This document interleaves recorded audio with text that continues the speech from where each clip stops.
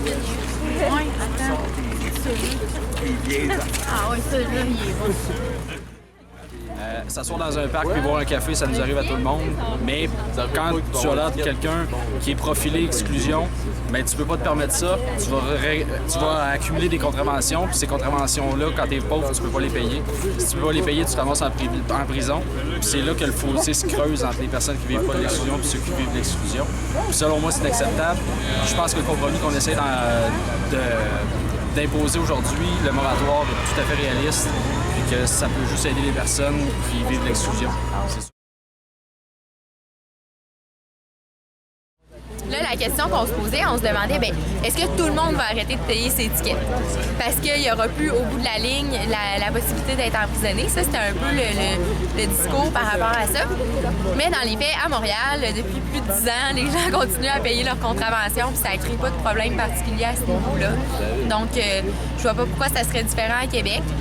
Puis d'un autre côté, bien, ça permet de stopper toutes les conséquences négatives de l'emprisonnement pour non-paiement d'amende, que ce soit le stress vécu par les gens de la rue qui reçoivent énormément de contraventions, que ça soit toute la déstabilisation que les gens vivent dans leur processus quand ils se retrouvent des logements, des choses comme ça, des emplois, puis que là, le mandat d'emprisonnement arrive. Ça l'a permis ça aussi. En fait, à Montréal, il y a une clinique qui s'appelle Droit devant, donc qui vient en aide aux personnes itinérantes là, qui ont des problèmes avec le système judiciaire.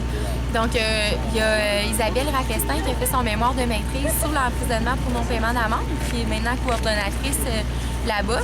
Elle a vraiment étudié tous les effets, finalement, de l'emprisonnement pour non-paiement d'amende à Montréal. Puis, elle a vu dans sa pratique l'avant et l'après, finalement. C'est sûr que pour les gens, c'est beaucoup moins de stress. Quand tu peux te faire interpeller puis embarquer en détention à tout moment, c'est sûr que c'est jamais agréable. Ça faisait que les gens sortaient plus chez eux, des choses comme ça. Maintenant, c'est moins pire, mais ça ne règle pas le problème dans le sens où les gens ont quand même vivent encore du profilage, reçoivent encore des contraventions. Donc, c'est un début. Il faut le voir comme ça.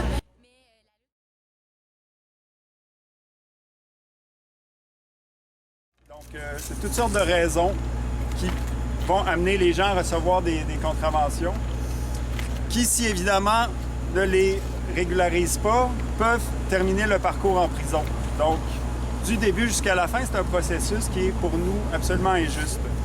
Évidemment, faire de la prison, c'est pas quelque chose qui t'aide dans la vie, c'est pas quelque chose qui te fait avancer, c'est plutôt quelque chose qui te ramène à terre. Donc, pour cette raison-là aussi, on demande le moratoire. Vous savez peut-être, on a 1500 personnes au moins qui ont signé la pétition.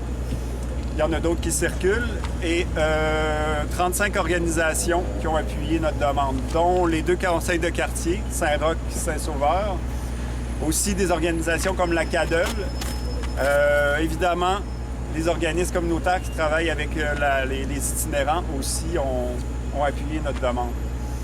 Donc, on va aller voir Chantal Gilbert, particulièrement, qui est conseillère de Saint-Roch-Saint-Sauveur, pour lui demander une rencontre, premièrement, pour s'expliquer, mais évidemment pour demander le moratoire. Donc, Chantal Gilbert, c'est à préciser aussi, est responsable du développement social à Québec. Donc, voilà. Merci infiniment d'être là, de nous appuyer, de nous aider. Et espérons qu'on va arriver à quelque chose.